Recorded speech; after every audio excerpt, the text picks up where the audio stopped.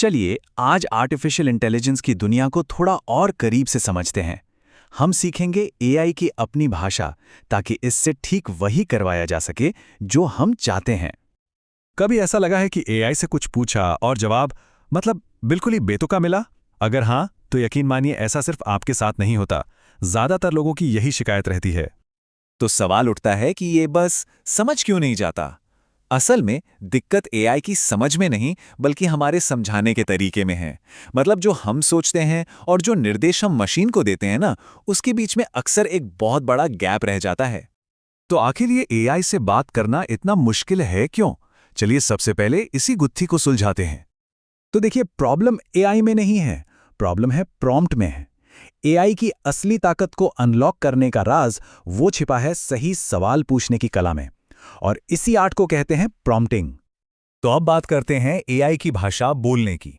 और जानते हैं सबसे अच्छी बात क्या है? एआई की ये भाषा सीखने के लिए कोडिंग जानने की जरूरत नहीं है।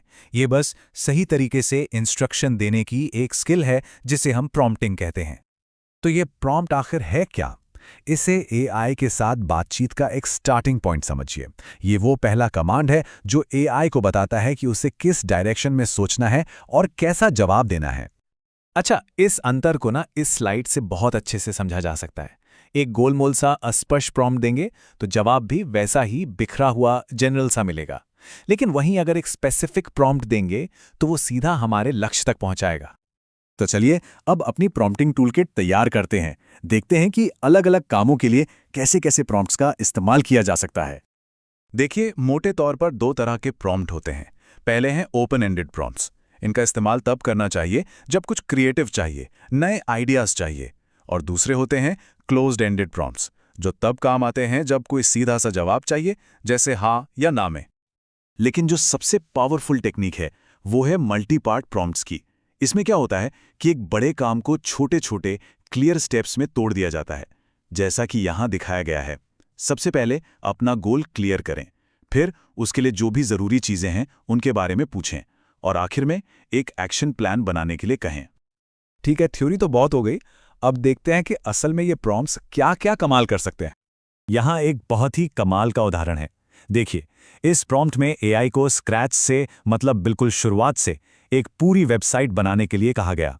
एक ऐसा टूल जो जेपीजी इमेज को पीएनजी में बदल सके। और नतीजा एकदम हैरान करने वाला।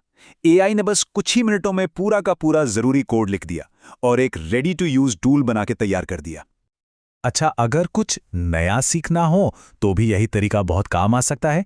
एआई को अपना पर्सनल ट्यूटर बनाया जा सकता है और किसी भी सब्जेक्ट पर एक पूरा का पूरा लर्निंग प्लान तैयार करवाया जा सकता है। एआई जो है वो एक मुश्किल से मुश्किल टॉपिक को भी सीखने के लिए एक आसान स्टेप बाय स्टेप कोर्स में बदल देता है। ये बिल्कुल एक पर्सनल टीचर की तरह काम करता है, जो सिर्फ हमारे लिए ही बनाया गया हो। ये सब वाकई बहुत इंप्रेसिव है, लेकिन इसका हमारे भविष्य और हमारी नौकरियों पर क्या असर पड़ेगा? चलिए अब इसे समझते हैं। देखिए, एक बात तो साफ है, एआई लोगों को रिप्लेस नहीं करने वाला, बल्कि उनके काम करने के तरीके को जरूर बदलेगा। खासकर वो काम जो बहुत ज्यादा रिपीटेटिव होते हैं, जो बार बार दोहराए जाते हैं। तो असली खतरा एआई नहीं है, असली खतरा है नई टेक्नोलॉजी को नजरअंदाज करना, उसे अपनाने से हिचकिचाना। जो लोग नई स्किल सीखना बंद कर देंगे वो यकीनन पीछे रह जाएंगे। और यही सबसे जरूरी बात है जिसे समझना होगा। एआई किसी को रिप्लेस नहीं करेगा, बल्कि वो इंसान करेगा जो एआई का इस्तेमाल करना जानता है। तो अब जब एआई की भाषा बोलना आ गया है, तो असली सवाल यह है कि अब इससे क्या बनवाया जाए, क्योंकि संभावनाएं वो तो अनंत हैं।